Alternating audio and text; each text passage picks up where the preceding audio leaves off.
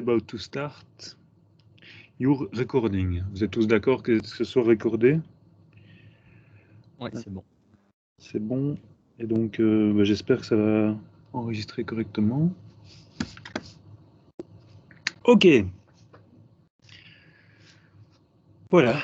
On est combien là? Donc on est déjà, on est quelle date? On est le 9 février.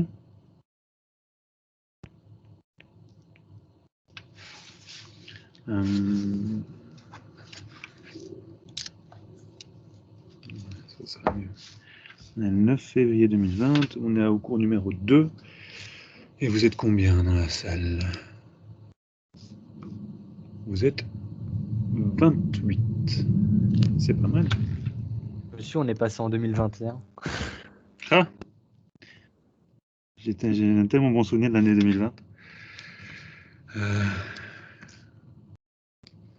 Voilà. Alors non, je n'ai pas préparé de blagues. Je ne prépare pas mes blagues à l'avance. C'est juste que je fais tout le temps les mêmes. Alors, on y va. J'espère que vous avez eu l'occasion d'un peu relire. On va peut-être passer en revue ce qu'on a raconté la semaine passée vite fait. Donc tout ça, on s'en fout, tout ça, on s'en fout. Voilà. Donc qu'est-ce qu'on disait? On disait des choses absolument merveilleuses. On disait que notre objectif, c'est d'assigner à des expériences aléatoires des probabilités. Et donc pour ce faire, on va définir plusieurs choses. Donc on définit notamment la notion d'univers ou d'espace fondamental associé à une expérience. Donc d'univers ou l'espace fondamental, c'est l'ensemble qui recueille toutes les issues possibles de l'expérience. Donc peut-être commencer dans l'ordre. Donc une expérience aléatoire, c'est une expérience dont l'issue est incertaine. L'univers, c'est l'ensemble qui recueille toutes les issues possibles et imaginables de l'expérience. Un événement, c'est simplement un sous-ensemble de l'univers. Donc un événement, c'est quelque chose qui peut se passer. Et on collecte tous les événements dans un gros ensemble d'ensembles qui est l'ensemble. Donc c'est un P calligraphié de oméga. Donc si oméga c'est l'univers, P de oméga c'est l'ensemble de toutes les parties. Donc c'est un ensemble absolument gigantesque. On avait déjà un peu raconté ça la semaine passée, que si vous avez n éléments dans votre ensemble, il y a 2 puissance n éléments dans l'ensemble des parties. Donc ça peut être extrêmement grand. J'ai pas compris le début d'un chaos général. Ahmed, je vais continuer. Donc, à partir des ensembles, donc à partir on a une expérience. Cette expérience définit un ensemble, un espace fondamental qui collecte toutes les issues. De toutes ces issues, on forme des sous-ensembles. Ces sous-ensembles sont des événements. Et avec ces événements, on peut faire une certaine arithmétique. On peut les unionner, les intersecter, les complémenter. Je ne sais pas si ça se dit. Chaque fois qu'on a 2 événements, quand on prend leur union, c'est encore un événement. Quand on prend l'intersection, c'est encore un événement. Quand on prend le complémentaire, c'est encore un événement, et ainsi de suite. Et donc, on a passé la fin du cours précédent à faire des petits rappels sur comment est-ce qu'on fait des intersections, des unions, des complémentaires. Et j'avais tenté de vous montrer qu'on pouvait construire des ensembles non triviaux. En fait, tout le but de ce cours, c'est de regarder ce qui se passe sur des ensembles non triviaux. Et donc, on avait terminé sur un exemple un peu plus compliqué qui était celui-ci, où on avait une suite d'événements et on regardait les intersections de ces suites, ou les unions, ou les complémentaires, etc. Et dans mon souvenir, vous étiez quand même relativement à l'aise jusqu'ici. Donc une fois de plus, n'hésitez pas à m'envoyer un petit mail, toujours par Teams, si vous avez une question quand vous relisez. Je serai ravi de vous répondre. Alors, on continue sur cette lancée-là.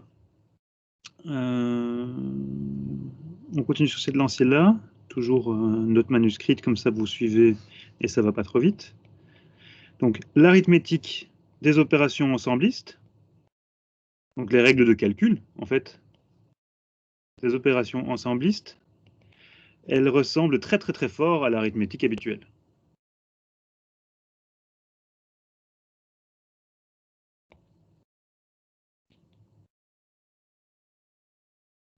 Et donc l'arithmétique habituelle, ou quoi,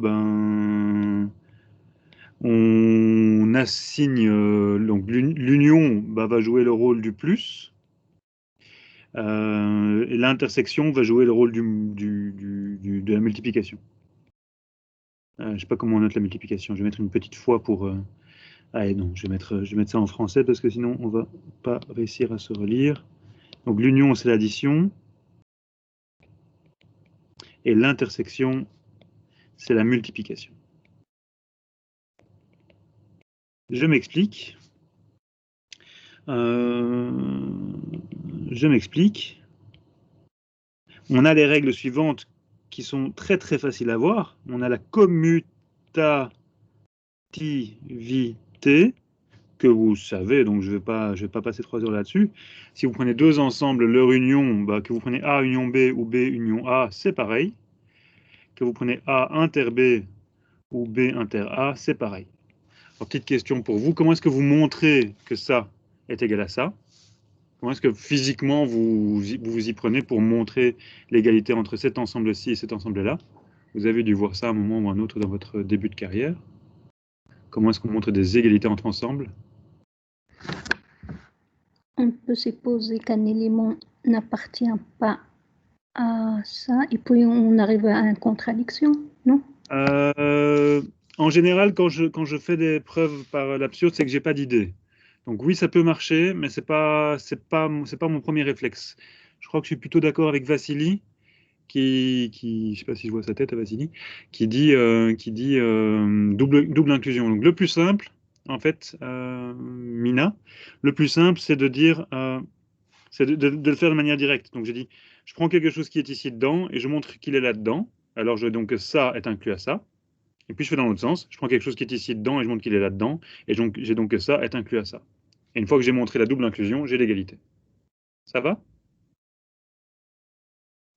Et donc, montrer que ça est égal à ça, c'est facile, c'est juste par définition. Montrer que ça est égal à ça, c'est facile par définition.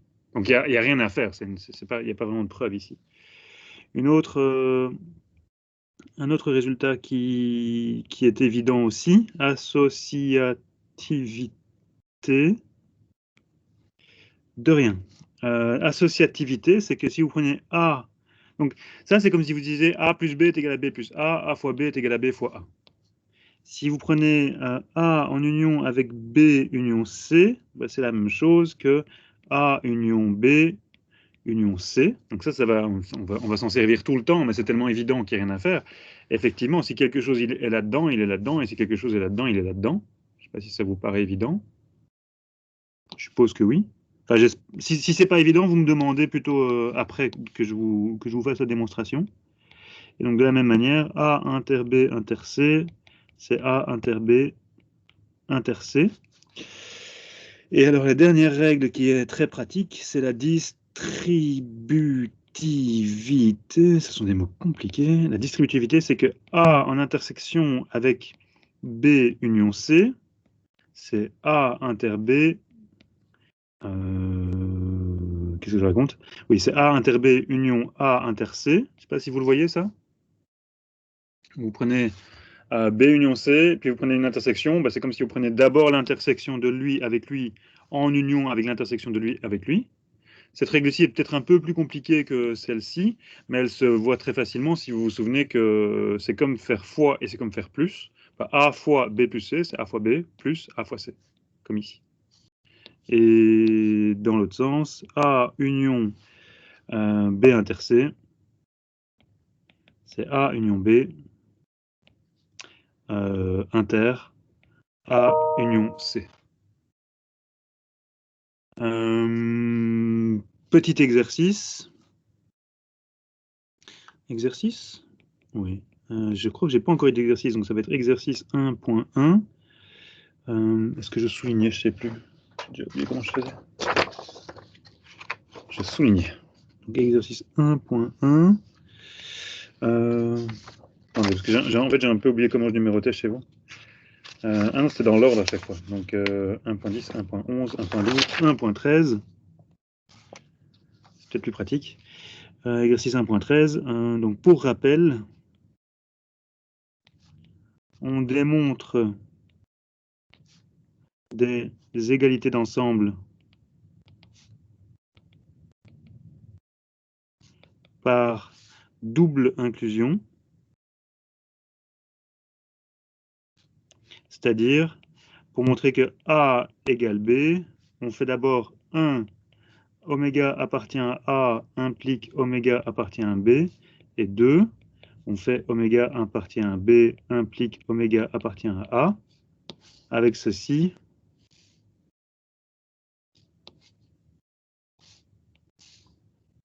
Donc celui-ci nous raconte que A est inclus à B, et celui-ci nous raconte que B est inclus à A. D'accord, donc un petit exercice. Il est bon de vérifier les 1, 2, 3, 4, 5, 6 égalités.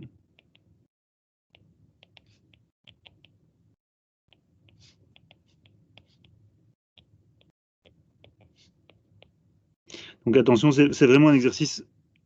C'est un peu, je ne sais pas si vous avez déjà fait ça ou si on le fait encore en première, de prouver que 1 plus 0 égale 1. C'est un exercice un peu absurde, mais parce que c'est tellement évident qu'il n'y a rien à faire, mais c'est pas si mal. Si vous n'arrivez pas à le faire, c'est probablement un bon moment pour m'appeler, pour que je vous le fasse, pour que je vous explique ce qu'est ce qu'il faut faire. Donc c'est très très évident quand même. Alors une petite règle supplémentaire qui va beaucoup nous servir, donc qui est beaucoup moins triviale par contre, et qu'on a déjà vu la semaine passée. En tout cas, vous l'avez déjà intuitivement, vous l'avez déjà. Je ne sais pas si vous lui avez déjà donné un nom.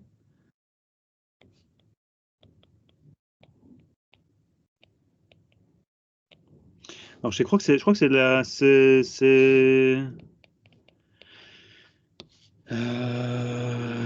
c'est pas une règle très utile. Donc ça c'est pas la bonne formulation. Donc c'est nous servirons beaucoup.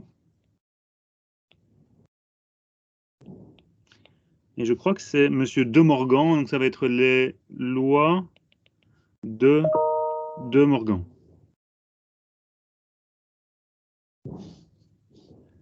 Et donc c'est quoi ces lois de De Morgan?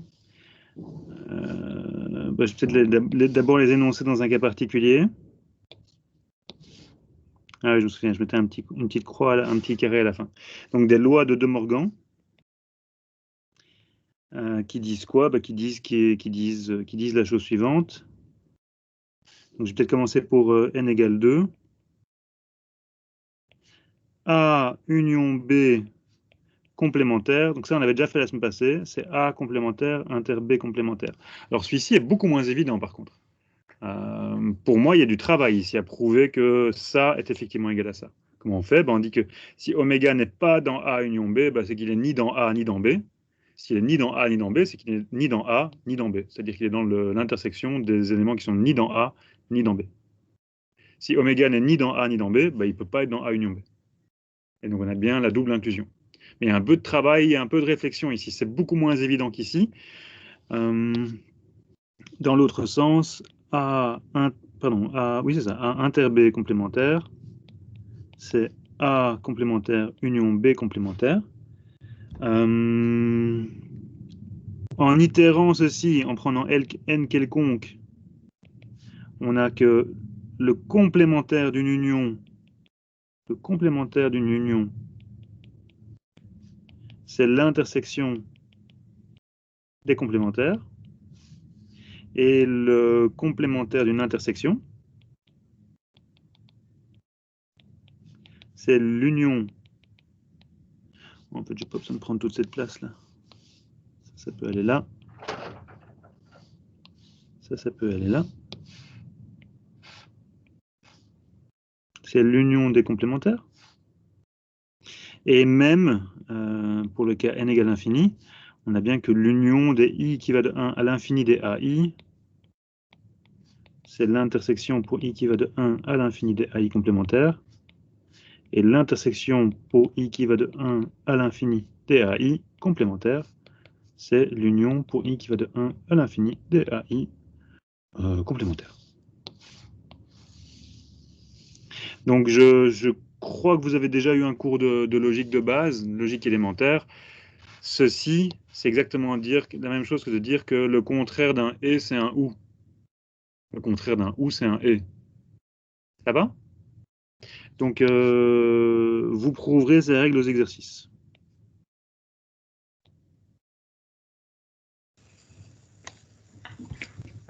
Bonjour, qu'est-ce qui est écrit là dans les guillemets? Ici? Non, plus haut. Ici? Oui. À la main. Ah, ok. Je me fais bien, j'ai une écriture... je fais un effort, hein, mais c'est pas simple. Je pars de loin. C'est mieux? Non, c'est pas mieux. Oui. Voilà. Donc, je vais peut-être mettre un petit peu d'ordre ici dedans. Ça va, vous suivez toujours? Tout le monde est heureux? C'est bien, le bonheur c'est important. Petite anecdote qui n'a rien à voir, juste pour vous distraire. J'avais des poules. J'avais des poules. Hier, ma femme me dit, t'as rangé des poules? J'ai oublié de ranger les poules. Première fois en un an que j'ai oublié de ranger les poules. Première fois. Bah, j'ai plus de poules. Plus rien. Plus rien. Plus de poules. Toutes, je sais pas, sont parties. Et donc ce matin, mon fils qui me dit, tiens, la porte des poules est ouverte. Et je lui dis, oui, mais ne t'inquiète pas, tout va bien.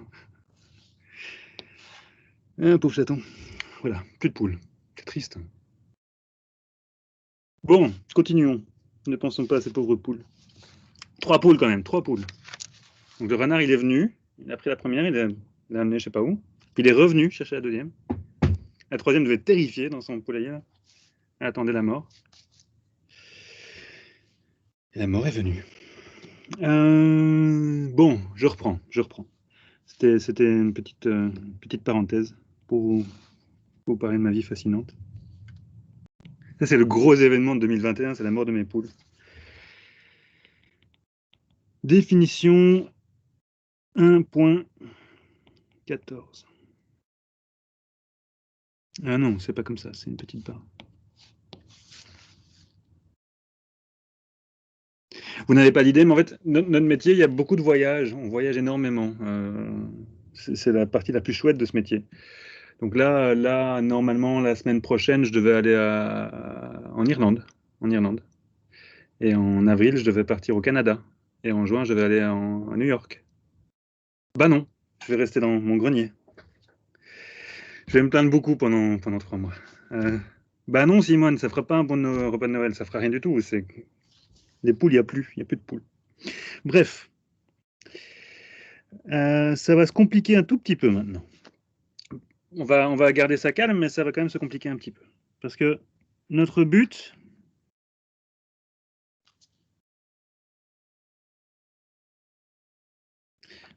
c'est de jouer avec des ensembles compliqués. En fait, on veut gérer des ensembles compliqués. Et donc on doit. Bah, la seule façon vraiment efficace de construire des ensembles compliqués, c'est de partir de suites d'événements. Et donc, vous êtes en train, c'est un peu malheureux, c'est pour ça que ce cours est quelque part mal situé, c'est que vous êtes en train d'apprendre à gérer les suites de nombres. Je sais pas, vous êtes déjà dans les séries? Vous avez déjà fait les séries? On a déjà fait tout ça au premier quadri. Ok, donc vous avez déjà plus ou moins appris à gérer des suites et des séries. Vous savez ce que c'est une limite de suite. Et ici, enfin oui, c'est ça, une limite de suite de nombres, de réels. Vous n'avez pas encore fait les suites de fonctions. Ça, je crois que c'est en deuxième. Non, les suites de fonctions, non. Bah, donc voilà. Donc nous, on va s'insérer. On va regarder des suites d'événements. Donc on va regarder une notion de limite de suite d'événements. Mon but, c'est d'arriver à la fin du cours d'aujourd'hui à vous créer la limite d'une suite d'événements. Et donc c'est un truc bizarre parce que c'est pas des nombres qui se baladent dans R. Ce sont des patates. Et donc, on regarde des patates qui s'intersectent ou qui ne s'intersectent pas. Ça va être une notion un peu complexe. Alors, vous avez déjà vu, enfin je crois, que vous avez vu que la limite d'une suite de nombres n'existe pas toujours. Logique. Mais il y a 2 limites qu'on associe naturellement à une suite de nombres qui existent toujours. Je ne sais pas si quelqu'un les connaît encore. Moi, c'était celle que j'avais détestée en première, quand j'étais en première, il y a 200 ans. Les lim sup et les lim inf. Lim inf. Pourquoi est-ce que lim sup, lim inf, on les aime bien en fait en analyse et que vous ne les aimez pas? Parce que c'est compliqué, mais pourquoi est-ce qu'on les aime bien? Parce qu'elles convergent vers la même valeur. Non. Bah quasi. La lim sup, donc je vais peut-être faire un petit dessin. Je vais l'effacer, donc ne copiez pas, hein, je vais effacer ce dessin, ce qui va ressembler à rien. Donc je prends une suite de nombres réels, et j'imagine que cette suite, elle aussi, comme ça. Donc la lim sup, ça va être quoi? Ça va être quelque part, ça va être la limite de ce qui se passe au-dessus, et la lim inf, ce sera la limite de ce qui se passe en dessous. Mon dessin est très mauvais, hein, c'est juste pour vous donner une indication. Et donc on dit que la limite d'une suite existe si la lim sup et la lim inf prennent la même valeur. Mais sinon, la lim sup, c'est juste la lim sup, et la lim inf, c'est juste la lim inf. Et donc, il est tout à fait possible d'imaginer une suite qui ferait un truc comme ça. Comme ça. Donc, celle-ci, par exemple. La lim sup, elle va partir à l'infini. Et la lim inf va partir à moins l'infini. Donc, il n'y a pas de limite. Mais ce qu'on aime bien avec la lim sup et la lim inf, je ne sais pas si quelqu'un sait pourquoi ça existe toujours, ces trucs-là. Non? Donc la lim sup, quelqu'un se souvient de la définition? Ne recopiez pas, hein, je vais l'effacer tout de suite, mais est-ce que quelqu'un se souvient de la définition? Donc c'était limite pour K, pour les bornes Lucie, je ne sais pas ce que tu veux dire exactement. Mais je crois que oui, je crois qu'en fait je suis d'accord avec toi.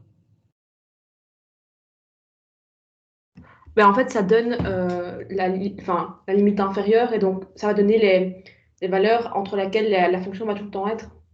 Oui, c'est ça. Mais pourquoi ça existe, la lim sup et la lim inf? Il y a un truc super important. Pour les intégrales? Non, c'est pas pour les intégrales ni pour la continuité, c'est beaucoup plus simple. Je crois que je pose mal ma question, tout simplement. Donc, la définition, je crois que c'était ceci.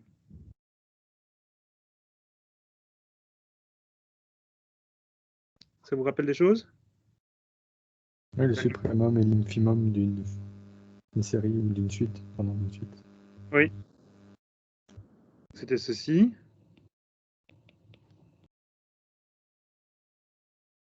Et ce truc-ci, cette limite-ci, elle existe toujours. Quelqu'un sait pourquoi? Enfin, éventuellement, c'est d'infini, mais pourquoi est-ce que...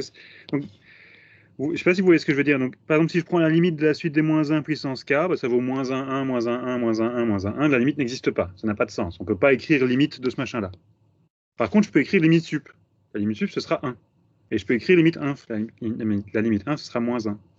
Pourquoi est-ce que cette limite-ci existe toujours? Parce que cette suite-là, elle a une propriété. Quand j'avance dans K, donc, oups, pardon, quel sera le lien entre ceci? Oui, c'est un peu tôt, hein. L'année prochaine, vous allez trouver tout ce que je raconte complètement idiot. Mais c'est ici, vous trouvez ça un peu compliqué parce que vous êtes encore en train d'apprendre à gérer tout ça. Quel est le lien entre ce suprémum-là et ce suprémum-là? C'est égal, c'est plus petit, c'est plus grand. C'est décroissant, la suite est décroissante. C'est décroissant. C'est décroissant, vous le voyez? J'ai un suprémum sur un ensemble plus grand ici que là. Je prends plus d'éléments ici que là. Donc cette suite-là, elle est décroissante. Toujours. Et qu'est-ce qu'on sait sur une suite décroissante? C'est que si vous êtes décroissant et borné, ça converge. Ça vous rappelle des choses? Celle-ci,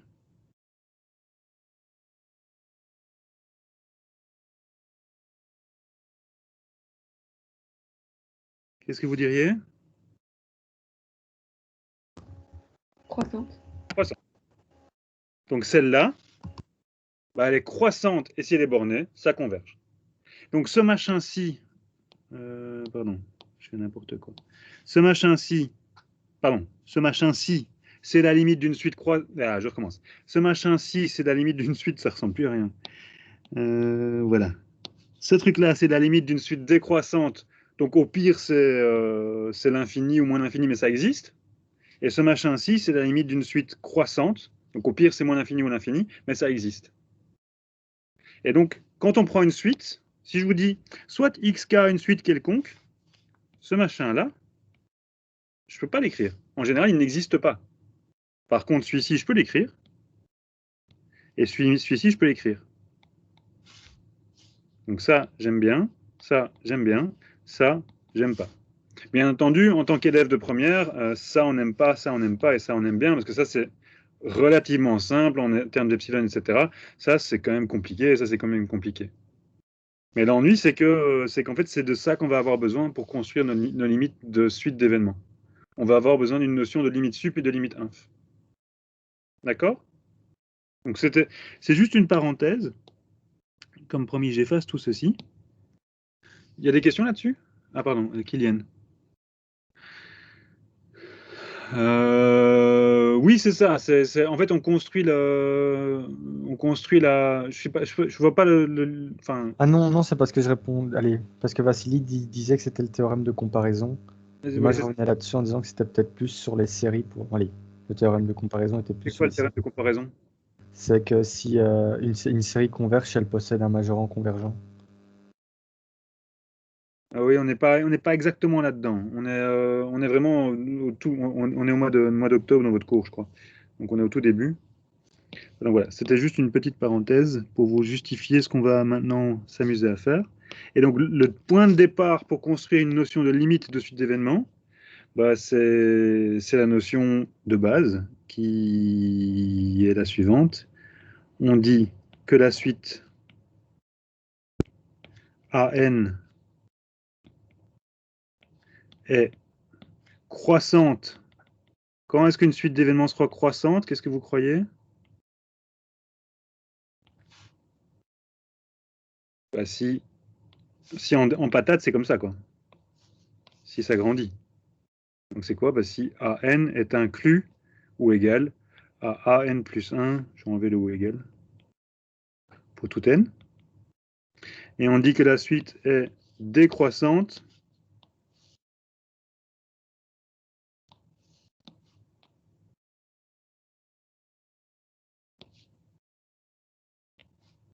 c'est comment? Bah, c'est dans l'autre sens, c'est comme ça.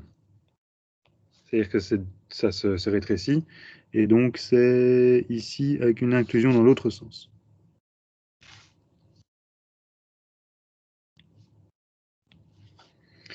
Ok, on va peut-être faire un exemple. Donc exemple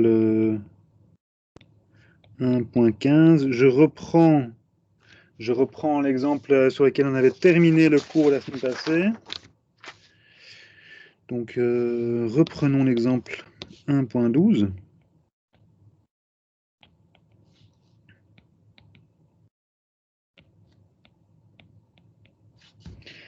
Qui était quoi?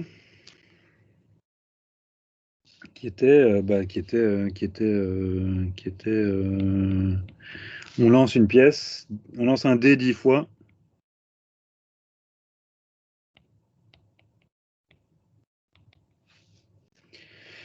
Et on considère les événements AI qui sont que le IM résultat, IM lancé, rend un nombre pair. Et je l'avais écrit différemment la semaine passée, juste pour vous montrer une écriture un peu compliquée, mais c'était à ça que ça revenait. Et alors, on avait déjà dit que si je définis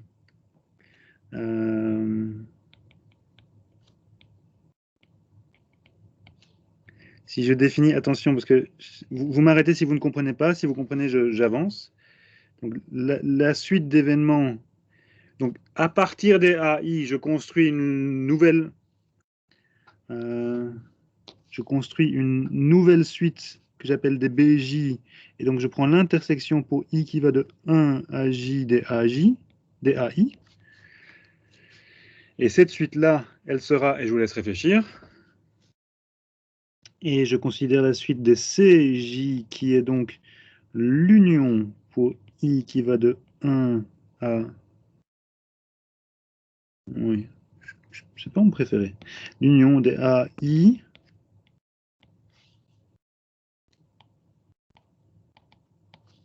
Et donc celle-ci, elle sera soit D, soit pas décroissante. Et celle-ci, ben, je vous laisse aussi réfléchir. Donc chacun essaie tous de réfléchir à ce qui se passe. Celle-ci, commençons par celle-là. Est-ce qu'elle est décroissante ou croissante?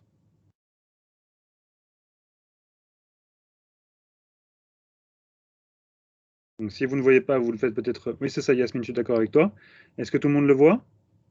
Donc, en français, B1, c'est que le premier résultat est pair. B2, c'est que les deux premiers résultats sont pairs. Donc évidemment, B2 est inclus à B1. B3, c'est que les 3 premiers résultats sont pairs. Donc évidemment, B3 est inclus à B2, qui est inclus à B1, et ainsi de suite. Donc c'est effectivement une suite décroissante. Et celle-ci, C1, c'est que le premier résultat est pair. Bah, C1, c'est comme B1, c'est A1. C2, c'est que c'est A1 en union avec A2, donc c'est que l'un des 2 premiers résultats est pair. Donc C1 est inclus à C2, et ainsi de suite. Et donc cette suite-ci, elle sera croissante.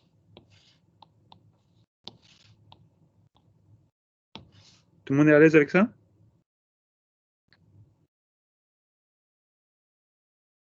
Ok.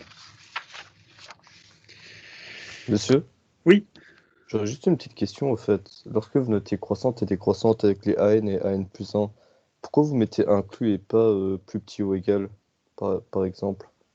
Ah, parce qu'attention, tu parles avec des ensembles ici, hein, donc c'est pas des nombres réels. Ah, Donc, ok. ça ne veut pas dire qu'il n'y a pas de notion de plus petit. La notion d'ordre sur les ensembles, c'est la notion d'inclusion. Ok, ça va, merci. De rien.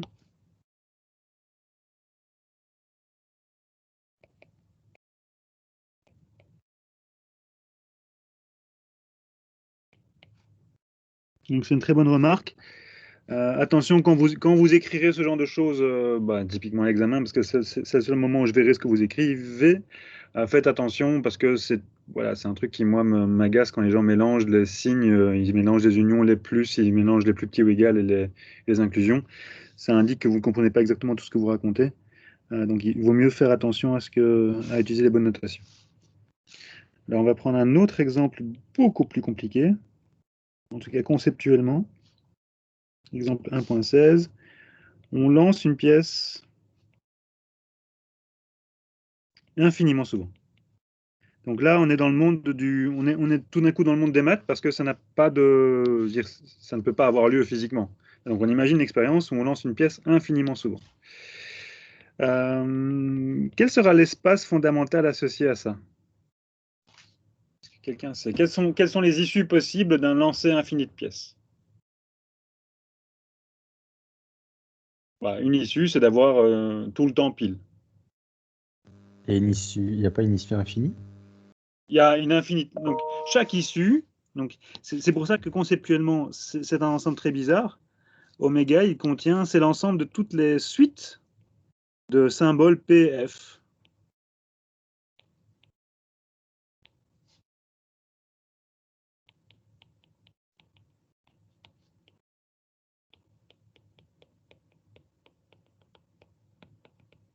Vous voyez ça? Donc, si je lance une pièce infiniment souvent, j'ai un premier résultat qui est soit de pile, soit de face, un deuxième résultat qui est soit de pile, soit de face, un troisième résultat qui est soit de pile, soit de face, et ça continue. Une issue, un oméga, c'est une suite. Un oméga, c'est une suite de P et de F. Donc ça, je peux l'écrire comme ceci. Pardon, pas comme ça, je me trompe. Donc c'est PF infini. Donc c'est l'ensemble des fonctions qui assignent à tous les naturels un élément de P et de F. Un élément qui est soit de P, soit de F. Et alors je fais comme avant, et donc je définis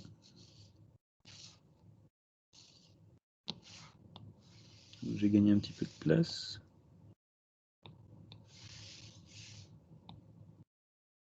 Je vais définir l'événement AI qui me rend compte de... Ça rentre? Presque. Voilà. Et je définis AI qui me dit si le IM résultat est pile ou est face.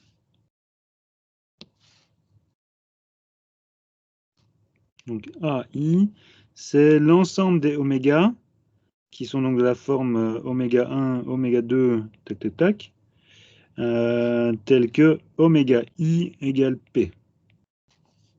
Donc c'est-à-dire, AI, c'est en français, le IM lancé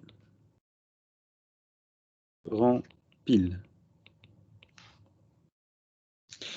Alors, faut pas que je me trompe. crois que je vais me tromper dans mes notations.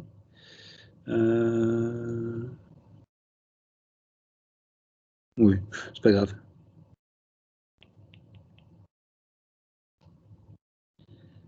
C'est quoi cet ensemble-là? Donc l'union pour i qui va de n à l'infini des AI. Qu'est-ce qu'il dit en français cet ensemble-là? Et celui-ci?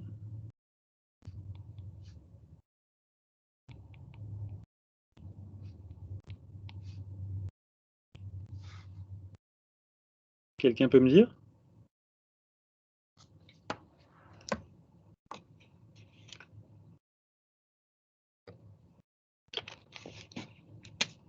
Vous voyez pas? Non, Loris. Mais bien, merci d'avoir essayé. Mais non, parce que regarde bien, ça commence à n et ça va jusqu'à l'infini.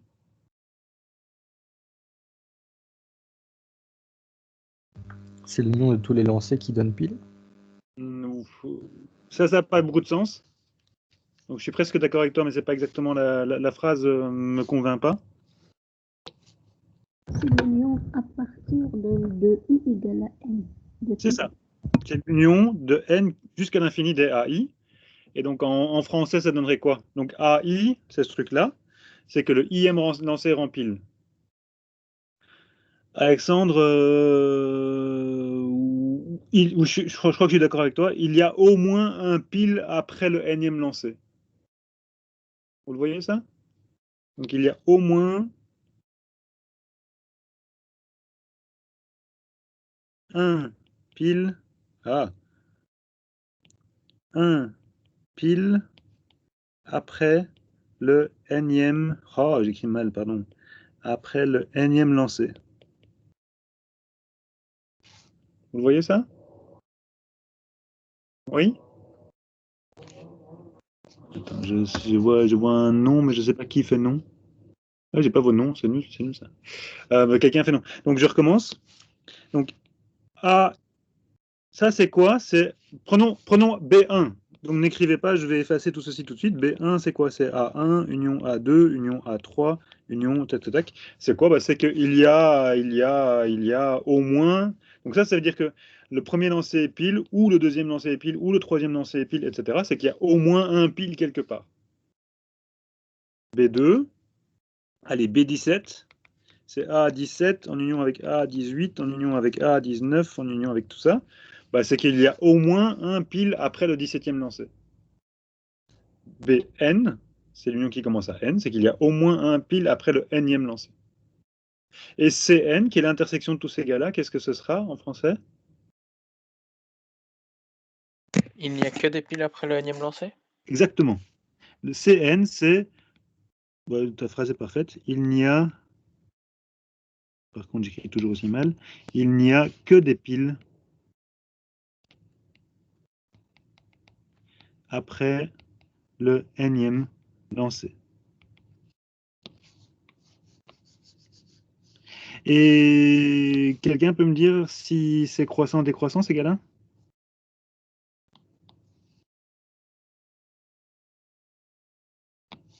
Cn est croissant. C'est décroissant. Oui, donc Non, Anka, c'est bien aussi. Est-ce que c'est n décroissant? Je vous avoue que là, je suis... En fait, comme j'improvise plus ou moins cet exemple, je ne sais pas, il faut que je réfléchisse. Est-ce que c'est décroissant, c'est n? Enfin, non, croissant. Moi, je disais croissant plutôt pour Cn. Et je crois que je suis d'accord avec croissant. Donc je prends Cn plus 1. Cn, c'est l'intersection. Ah oui, c'est ça. Cn, c'est l'intersection qui commence à n. Et ça, c'est l'intersection qui commence à n plus 1. Ben, il y a moins de gens ici dedans qu'ici dedans. Et donc c'est croissant. Donc attention, ça devient compliqué. Je sais que ça devient compliqué pour beaucoup d'entre vous. Je vais peut-être faire ça plus en détail. C1, c'est A1, inter A2, inter A3, inter tout ça. C2, c'est A2. Je vais peut-être commencer un peu plus tard. C'est A2, inter A3, inter, etc. Donc, qu'est-ce qui se passe? C1 est bien inclus à C2, parce que si on est là-dedans, on est à la fois là-dedans, et donc on est là-dedans. Donc C1 est inclus à C2, C2 est inclus à C3, et ainsi de suite. La suite des Cn est croissante. Vous le voyez ça? Ça vaudra la peine pour vous d'y réfléchir ce soir ou un moment. Du coup, monsieur, Oui. on peut pas s'imaginer, enfin, moi aussi je pense à croissant, mais je m'imaginais, vu qu'il n'y a que des plis, au plus on avance en n, enfin A1, A2, etc., enfin, au plus on a de A, et au plus à chaque fois le nombre de piles augmente. J'ai pas compris ta phrase. Enfin, là, vous avez noté avec les C, etc. Mais moi, je n'avais pas pensé au C. Par exemple, je me suis dit, en A1, j'ai une pile, mais ensuite A1, A2, j'ai deux piles. Ensuite, A1, A3, j'ai trois piles, etc. Et c'est pour ça que c'est croissant. Moi, c'est ce que je me disais. Mais c'est pas exactement ça ici, c'est parce que c'est. Attends, on va peut-être regarder celui-ci et voir si on comprend. Si tu sais me dire celui-ci sera croissant ou décroissant. S'il y a au moins une pile, enfin un pile, pour celui-là, je ne sais pas, en fait. S'il y en a au moins un. Regarde, donc B1, c'est A1, union A2, union, etc. C'est qu'il y a au moins un pile après le premier lancé. Et B2, c'est A2, union A3, union, etc. Donc B2, c'est il y a au moins un pile après le deuxième lancé. Est-ce que B1 est inclus à B2 ou est-ce que B2 est inclus à B1? C'est B2 qui est inclus, non? Dans ce cas-là. Pourquoi? Euh, Parce qu'on commence à 2, etc. Enfin, je n'arrive pas à l'expliquer, mais je le visualise comme ça. Regarde, si tu es dans B2, donc c'est très bien que tu poses la question, hein. Je m'adresse à toi parce que tu prends le courage de le dire, mais tu n'es pas le seul.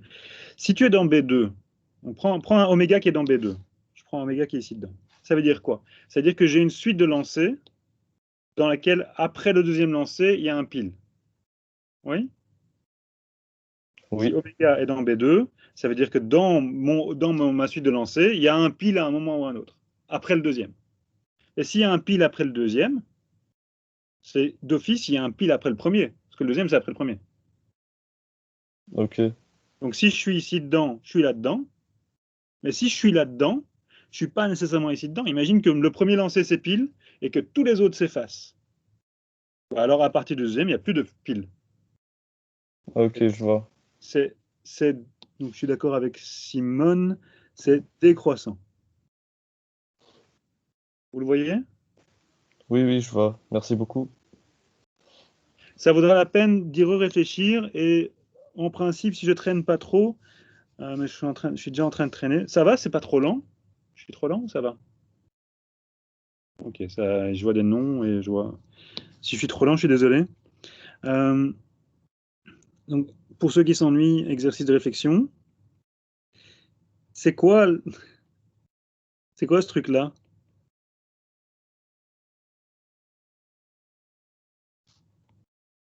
Et c'est à ça qu'on va arriver aujourd'hui, hein. Le but, c'est d'arriver à ça.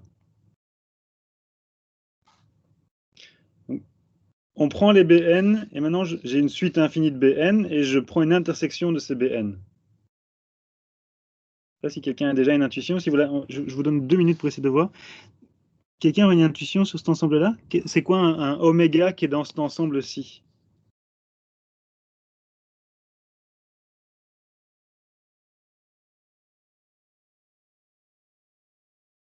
Non, c'est compliqué. On va y revenir, on y reviendra avant la fin du cours, donc un peu avant 18. Tu avais. C'est Mina, je crois, tu voulais dire quelque chose? Et je t'entends pas. C'est peut-être tous des piles Pas tout à fait. pour Tous, l'intersection tous, BN, non? tous des piles, ce serait juste C1. Non, Je- non, l'intersection de BN, Oui, oui, donc l'intersection des BN, c'est pas tout à fait ça? non? Non?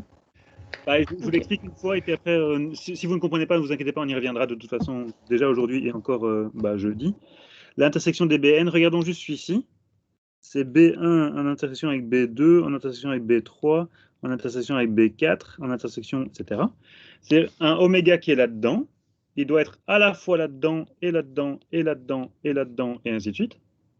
S'il est là-dedans, c'est quoi? C'est qu'il y a au moins un pile après le premier lancé. C'est-à-dire que dans ma suite de... Oups, pardon. C'est-à-dire que dans ma suite de piles et de faces, j'ai au moins un pile quelque part là-dedans. S'il est là-dedans, c'est que j'ai au moins un pile après le deuxième lancer. S'il est là-dedans, c'est que j'ai au moins un pile après le quatrième lancer. S'il est dans B18, c'est que j'ai au moins un pile après le 18e lancer. S'il est dans tous les BN, il doit être aussi dans B1000. Donc je dois aussi avoir un pile après le 1000e lancer. Il doit être aussi dans B1 milliard. Je dois avoir un pile après le milliardième lancer. C'est quoi être là-dedans? Bah, c'est que, je ne sais pas si quelqu'un a une idée. C'est que il y a une infinité de piles. Je ne sais pas si vous le voyez. L'intersection des BN, ce sont tous les éléments qui contiennent une infinité de piles. C'est-à-dire qu'après n'importe quelle étape, plus tard, j'ai au moins un pile. Vous voyez? Et celui-ci,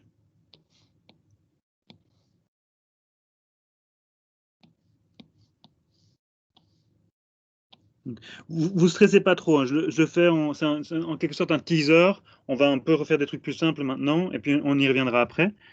Est-ce que quelqu'un a une idée de celui-ci? En fait, en anglais, il y a un mot pour ça. Donc, en anglais, ceci, c'est infinitely often.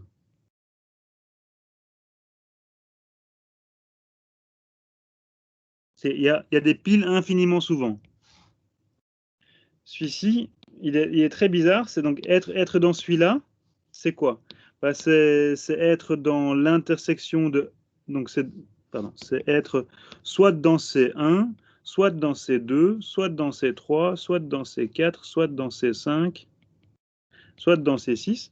Donc, pour être dans cet ensemble-ci, bah, il faut être soit là-dedans, soit là-dedans, soit là-dedans, soit là-dedans, soit là-dedans.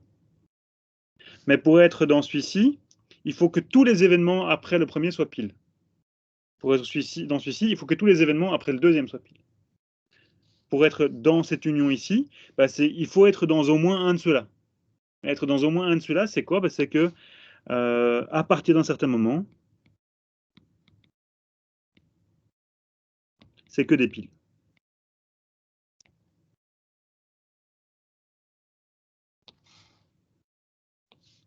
Et donc, pour avoir que des piles, en anglais, mais donc c'est un faux ami. En anglais, on dit eventually. Bon, c'est un peu compliqué, hein, je crois. C'est compliqué. En plus, je suppose que je l'ai mal expliqué. Kilian, c'est l'union de tous les piles. Point d'interrogation, U accent, point. Je ne sais pas ce que tu cherches à dire. Tu cherches à communiquer? Non, je voulais mettre un point d'interrogation, mais j'avais mis une virgule à la place, et puis je voulais mettre point d'interrogation avec la petite star, et finalement, c'est pas envoyé. Ça a donné un truc... Mais j'ai pas compris quand même ce que tu cherchais à Non, dire. mais je pensais que c'était en fait l'union de tous les événements qui donnaient pile. C'est l'union de tous les événements qui sont tels qu'à partir d'un certain moment, c'est que des piles. Bon. Ne vous en préoccupez pas trop. Ne vous en préoccupez pas trop. On y reviendra. On y reviendra, mais vu qu'il est déjà 5 heures, en fait, pas aujourd'hui, je crois. On va entamer...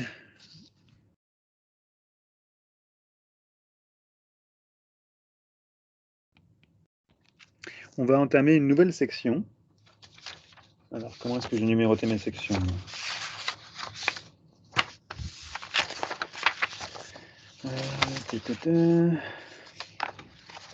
1.2, 1.3, on va trouver une nouvelle section, je fais une définition et puis on fera une pause. 1.3, c'est un mot compliqué, sigma algèbre. Donc c'est un mot compliqué, je vous avais promis que ça deviendrait compliqué le cours, voilà, on y est.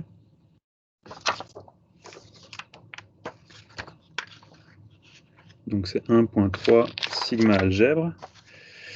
Alors, notre but est d'assigner des probabilités. Je vous rappelle, une probabilité, c'est juste un nombre entre 0 et 1 qui reflète notre confiance en le fait que l'événement va avoir lieu ou non, à des événements.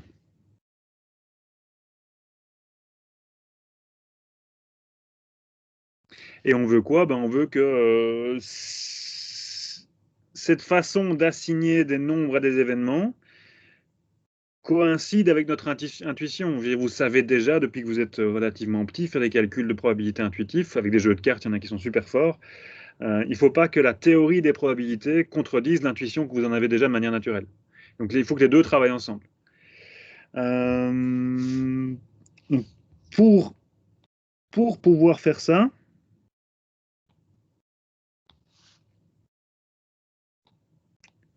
on doit commencer par, je vais utiliser un euphémisme, un néologisme, mathématiser la notion d'événement.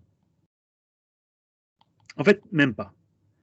C'est même pas vraiment la notion d'événement qu'on va devoir mathématiser, parce que ça, on sait déjà, un événement, c'est juste un sous-ensemble. Donc c'est un sous-ensemble du gros paquet oméga. Ou plutôt, donc c'est pas vraiment la notion d'événement qu'on doit mathématiser, c'est la notion d'ensemble d'événements.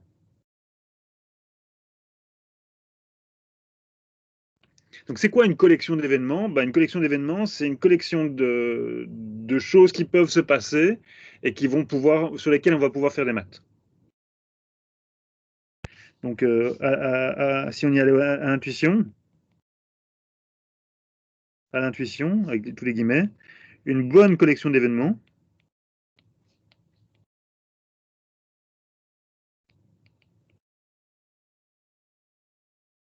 est une collection sur laquelle on peut faire des maths.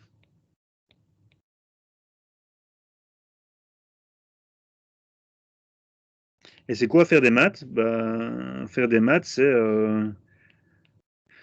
c'est énoncer un ensemble de règles qui seront cohérentes, qui vont nous permettre de faire des calculs de façon abstraite et détachée des réalités. Et de ces calculs, on va pouvoir apprendre des choses qui vont nous être utiles dans la vraie vie. Vous connaissez tous l'expression « le pouvoir déraisonnable des mathématiques ». Et c'est quoi une bonne collection d'événements? C'est une définition, bien entendu. Définition, et je terminerai là-dessus. On va faire une bonne pause de 10 minutes parce que vous la méritez. Donc, définition 1.17.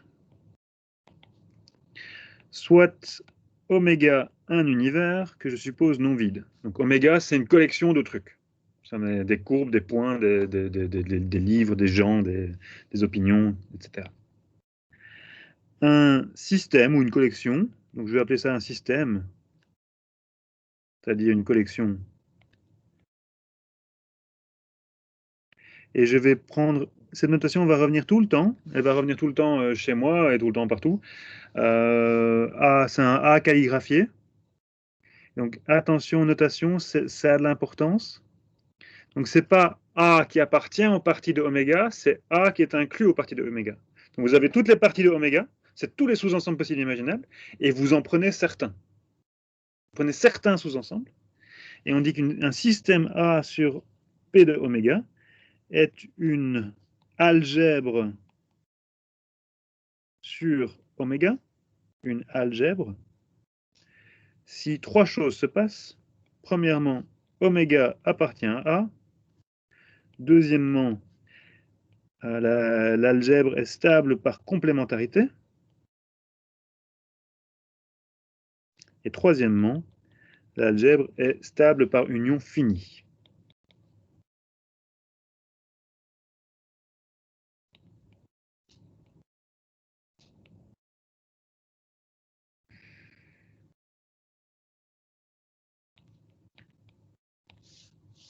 Donc ça, c'est ma définition. Remarque 1.18. Je ferai ma remarque après. Je crois que vous méritez une pause. On va arrêter l'enregistrement. Check. Stop. Ok, donc là, je n'arrête pas le cours. Je continue. Le cours continue. Ah bah non, j'ai pas arrêté l'enregistrement. Comment est-ce que j'arrête l'enregistrement? Je vais aller dans Teams. Arrêter. Stop.